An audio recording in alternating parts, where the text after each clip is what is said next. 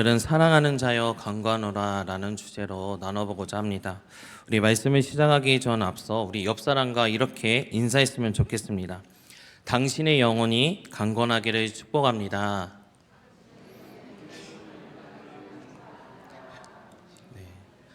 우리 옆 사람만 하면 너무 섭섭하니까 우리 앞뒤로도 당신의 영혼이 강건하기를 축복합니다. 인사하겠습니다.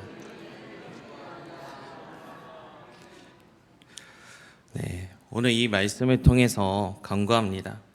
하나님을 사랑하는 이들이 하나님과의 관계가 회복되어지고 또 하나님께서 또 각자에게 주신 비전을 살아가며 또 하나님께 영광 올려드리며 축복의 통로로 쓰임받는, 그리고 하나님께서 사랑하는 자로서 모든 것이 형통하며 평안하기를 간구합니다. 우리 본문 2절 말씀 다시 한 번만 읽어보도록 하겠습니다. 시작요. 사랑하는 자여, 내 영혼이 잘된 같이 네가 범사에 잘되고 강건하기를 내가 간구하노라. 아멘. 오늘 이 2절 말씀을 오늘날 말로 요약을 한다면 다음과 같습니다. 영혼이 강건해지기를 바랍니다. 육신이 건강하기를 바랍니다. 또 범사에 형통하기를 원합니다 라는 것과 같습니다. 이것은 행복한 인생을 만들기 위한 절대적인 요인으로 여길 만큼 아주 소중합니다. 요한이 가이오에게 축복하고 싶었던 내용은 바로 하나님께서 오늘 우리를 향해 축복하고 싶어 하시는 내용입니다. 그래서 우리가 성경을 읽을 때마다 하나님이 나를 이렇게 붙들어 주시길 원하시는구나, 또 내 영혼이 잘 되기를 원하시는구나, 또 내 육신이 강건하기를 원하시는구나, 내가 원하는 범사의 모든 일들이 형통하기를 하나님이 원하십니다 한다라는 사실을 기억할 수 있도록 성경에 기록해 놓으셨습니다. 그러므로 이 말씀은 바로 우리를 향하신 하나님의 축복의 말씀인 것입니다. 하나님은 우리의 영혼만 건강한 것으로 만족하지 않으십니다. 하나님은 우리의 육신도 건강하기를 원하십니다. 하나님은 성도들이 세상에서 가난하게 살기를 원하시지 않습니다. 오히려 형통하기를 원하십니다. 바로 이것이 하나님의 마음입니다. 또 하나 이 말씀을 통해서 우리가 명심해야 할 것은 내 영혼이 잘됨 같이 라는 이 말에 우리는 뉘앙스를 알아야만 합니다. 하나님께서는 우리의 영혼이 잘됨 같이 또 영도 건강하고 육신도 건강하고 또 범사에 형통하기를 원하시지만은 영혼이 잘 되지 못하고 또 영혼이 병들어 있는 그런 사람이 건강한 것은 하나님께서 별로 좋아하지 않으십니다. 영혼이 제대로 서 있지 못하면서 그저 이렇게 만사 형통해서 세상에 그저 자신만만하게 사는 것을 주님이 원하시지 않습니다. 하나님이 원하시는 것은 일단 영혼이 잘 될 때 다른 것들이 잘 되기를 원하시는 것입니다. 그러므로 우리는 먼저 영혼의 강건함을 항상 소망하고 또 이를 위해서 항상 노력해야만 합니다. 육신의 건강보다도 영혼의 강건함을 우리는 항상 염두에 두고 또 깊이 생각하고 또 영혼의 강건함을 위해서 노력해야만 합니다. 영혼이란 보이지 않는 바로 내면의 자아입니다. 바로 우리의 속사람인 것입니다. 하나님께서 우리 안에 거하심으로 가득 찰 수 있는 내면의 바로 실체입니다. 하나님과 만나는 가장 적합한 장소입니다. 찬양과 감사와 기쁨이 충만하여서 하나님께 거룩한 제사를 드릴 수 있는 바로 우리 내면의 깊은 곳에 자리 잡은 지성소입니다. 때에 따라서 하나님을 사모하고 또 사랑하고 갈망하는 우리 내면의 자아인 것입니다. 그런데 오늘날 많은 사람들을 보면 안타까움이 듭니다. 왜냐하면 일반적으로 세상 사람들은 영혼에 대해서 관심이 없습니다. 자신에게 영혼이 있느냐 없느냐에 대해서도 전혀 관심이 없는 것처럼 보입니다. 그들의 궁극적인 관심은 오직 육신이나 또 육신의 건강, 또 세상에서 누리는 행복과 성공뿐입니다. 물론 우리가 몸을 가지고 세상을 사는 이상 여기에 관심을 쏟는 것이 나쁜 것만은 아닙니다. 그러나 우리가 육신에 건강이 쏟는 것처럼 관심의 그 10분의 1이라도 이 영혼이 쏟는다면 세상 사람들의 모습은 아마도 달라질 것입니다. 오늘날 많은 사람은 건강을 위해서라면 뭐든지 열심히 합니다. 건강을 위해서 운동도 열심히 하고 또 건강 보조식품도 열심히 먹기도 하고 또 몸에 좋은 음식은 더욱더 좋다고 하면 이것저것 가리지 않고 먹습니다. 그런데 이러한 것들에 얼마나 지대한 관심을 쏟고 있는지를 잘 보여주는데 그뿐만이 아니라 많은 사람이 세상에서 성공하기 위해서 밤낮 없이 씨름하면서 시간과 힘과 능력을 투자하고 있습니다. 심지어 왜 살아가고 있는지 목적이 없는 그러한 존재처럼 보일 정도로 영혼에 대해서 관심이 없습니다. 성경에 보면 그 대표적인 인물이 바로 어리석은 부자입니다. 그는 젊고 건강했습니다. 게다가 하는 일마다 잘 되어서 재산이 점점 불어납니다. 또 농사를 지으면 다른 사람보다도 더욱더 눈에 띄게 불어나 있습니다. 또 나중에 쌓아놓을 창고가 없을 정도로 곡식이 넘쳐납니다. 가끔 창고 안을 둘러보는 것만으로도 아마 배불렀을 것입니다.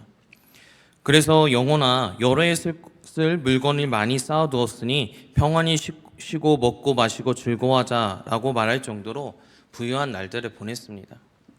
그러나 이 사람은 영혼에 대해서 관심이 없었습니다. 내 영혼아 라고 스스로 말하긴 했지만은 정작 영혼에 대해서는 관심이 없습니다.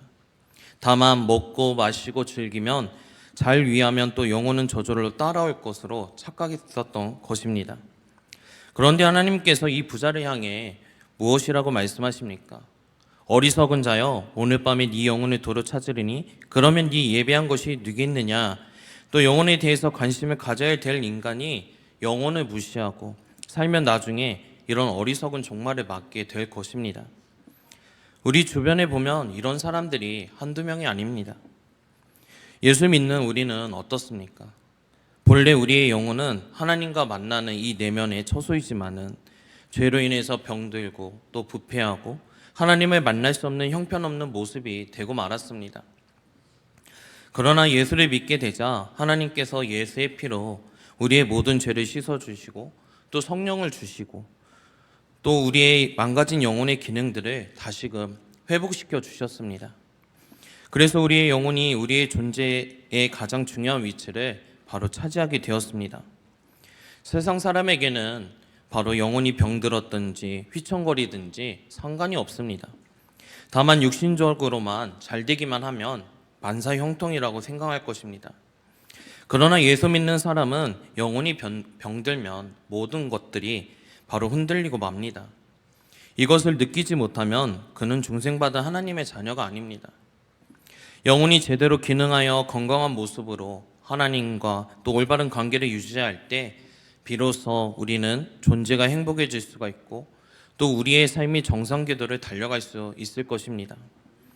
그러나 우리의 영혼이 항상 강건한 것만은 아닙니다. 우리가 육신을 입고 세상을 살기 때문에 때로는 영혼의 이상이 생길 수가 있습니다. 그러므로 내 영혼이 강건한가, 또 내 영혼이 잘 되고 있는가를 한 번씩 성찰하면서 우리의 자신을 돌아봐야만 합니다. 첫 번째로 내 자신이 하나님을 즐거워하고 있는지 우리는 점검해 봐야만 합니다. 내가 하나님을 즐거워하면 내 영혼이 건강한 것입니다. 그러나 만일 그렇지 않는다면 내 영혼에 지금 이상이 있다라는 것입니다. 여러분들은 예배를 드리는 것이 기쁘십니까? 우리가 늘 주일 아침에 우리가 일찍이 일어나 준비를 하고 또 오늘 이 순간에도 모든 불편을 또 뒤로 하면서 무릅쓰고 이 자리에 나와 예배 드리는 이유는 바로 하나님이 좋아서 모이는 것입니다. 우리를 사랑하시는 하나님, 또 우리를 창조하신 하나님, 또 우리를 구원해 주시는 하나님, 우리를 위해 죽으시고 부활하신 예수님이 너무나도 좋아서 이 자리에 모여 있는 것입니다. 또 성령의 감동함을 받아서 우리가 이 자리에 나와서 예배를 드리는 것입니다. 그러므로 영혼이 건강한 사람은 예배를 사모합니다. 또 하나님의 음성을 조용히 묵상하면서 말씀을 펴놓고 듣습니다. 또 살면서 하나님과의 깊은 교제를 늘 나눕니다. 그러나 놀랍게도 예수 믿는 분들 가운데 많은 분이 이렇게 하나님을 즐거워하지 못하는 것 같습니다. 하나님과 단둘이 있기를 굉장히 거북스럽게 여기는 분도 많이 있습니다. 성경을 읽긴 하지만은 억지로 한 장을 읽는 정도, 또 기도를 하긴 하지만은 억지로 5분 정도 앉아서 하고 있는 내 모습도 보입니다. 두 번째로 내 마음이 세상으로 기울어 있진 않은지 바로 점검해 봐야만 합니다. 열의 아홉은 그렇게 될 확률이 굉장히 많습니다. 내가 병들었을 때에는 하나님 없으면 못 살 것처럼 늘 매달렸습니다. 내가 가난할 때는 세상이 정주지 않고 오직 내 마음을 나를 사랑하사 나를 위하여 십자가에 죽으신 그 예수님께 드렸습니다. 내 일이 제대로 안 될 때는 오직 예수님만이 나의 기쁨이고 소망이라고 고백하면서 나아갔습니다. 그러나 건강하고 형통하자 바로 세상 사는 재미가 생기게 되었습니다. 나도 모르게 점점 세상으로 마음이 향해 가고 있습니다. 그래서 하나님과의 관계는 형식적으로 때우고 또 많은 시간과 노력, 돈을 자신의 즐거움과 행복을 위해서 투자해 버렸습니다. 그래서 마음이 세상으로 기울어지게 되었습니다. 이런 사람은 그 영혼에 이상이 생겼음을 꼭 기억해야만 합니다. 세 번째로 인생의 풍랑을 만났을 때 내가 어떻게 반응하느냐에 따라서 내 영혼이 강건한지 아닌지를 알 수가 있습니다. 누구나 한 세상을 살아가는 동안 풍랑을 만납니다. 간혹 태어나면서부터 무덤에 이를 때까지 계속 풍랑이 무엇인지 전혀 모르고 사는 사람도 있을 것입니다. 그러나 그런 사람은 소수에 불과합니다. 그리고 그런 사람은 행복한 사람이 아닙니다. 왜냐하면 영적으로 소망이 없는 사람이기 때문입니다. 하나님께서 사랑하는 사람은 때를 따라 인생의 풍랑을 만나게 해주시는 것을 봅니다. 풍랑은 위기입니다. 위기란 우리 스스로 통제할 수 없는 그런 사건들을 말합니다. 영혼이 강건하지 못하면 이런 풍랑을 만났을 때 정신을 차리지 못합니다. 또 물에 빠져서 소리치는 사람처럼 자기의 힘을 가누질 못합니다. 낙담하고 불안해하면서 술독에 빠집니다. 그러나 영혼이 건강하면 이런 위기를 만났을 때 늘 우리가 어떻게 해야 되는지 또 그 사람의 진가를 나타나게 되어 있습니다. 그러므로 인생의 풍랑을 만났을 때 어떻게 반응하느냐를 보면 내 영혼이 어느 정도 수준인지를 볼 수 있게 됩니다. 사랑하는 성도 여러분, 여러분의 영혼은 어떻습니까? 건강하십니까? 또 하나님을 즐거워하십니까? 아무리 세상적인 일들이 잘 되어도 마음이 세상으로 기울지 않고 또 항상 하나님을 향해 있으십니까? 또 풍랑을 만났을 때 뒤집어졌다가도 다시 제자리로 돌아올 수 있는 그런 은혜가 있습니까? 그렇다면 우리 모두 영혼은 건강한 것입니다. 그러나 조금이라도 문제가 있다라고 생각된다면 영혼의 강건함을 회복해야만 합니다. 수면 위에 보이는 것은 아무것도 아닙니다. 일시적인 건강은 언제 없어질지도 모릅니다. 내가 아무리 재산을 많이 가지고 있어도 또 아무것도 언제 없어질지 모릅니다. 중요한 것은 사람들의 눈에 보이지 않는 바로 내 영혼의 건강, 내 영혼의 안전함입니다. 그러므로 내 영혼이 강건하기 위해서는 다음을 꼭 실천해 봤으면 좋겠습니다. 첫 번째로 먼저 나의 죄를 고백하며 회개의 자리로 나아가시기를 바랍니다. 죄로 인하여 하나님과의 관계에 막힘이 있다라면 하나님과 소통할 수가 없습니다. 하나님께서는 우리를 너무나 사랑하셔서 항상 지켜보고 계시는데 우리는 항상 하나님보다 더 사랑하는 우상과 같은 것들이 있고 또 육의 즐거움, 사탄의 유혹에 종로하면서 쓰임받고 있습니다. 그로 인하여서 하나님 앞에 죄를 짓고 살아갑니다. 하지만 자꾸 넘어지더라도 늘 회개하면서 하나님께 아뢰며 나아가시기를 바랍니다. 그러면 하나님께서 용서해 주시고 또 다시금 하나님과 소통이 원활하게 이루어집니다. 그리고 부족하고 연약한 부분들을 채워주십니다. 이길 수 있는 힘과 능력을 주십니다. 또 하나님과의 관계가 열리게 됩니다. 그래서 먼저 우리는 회개의 자리로 나아가 기도해야만 합니다. 둘째로 은혜 받아야 합니다. 히브리서 13장 9절 말씀에 보면 여러 가지 다른 교훈에 끌리지 말라. 마음은 은혜로서 굳게 함이 아름답고 음식으로서 할 것이 아니니 음식으로 말미암아 행한 자는 유익을 얻지 못하였느니라 라고 말씀합니다. 여기에서 마음은 영혼을 가리킵니다. 잘 먹고 잘 입고 내가 내 몸을 잘 관리한다고 해서 내 영혼이 강건해지는 것이 아닙니다. 바로 내 영혼이 하나님의 은혜를 받아야만 합니다. 그러기 위해서 하나님의 말씀을 가까이 해야만 합니다. 그 말씀을 가지고 영혼의 영양분을 바로 보충해야만 합니다.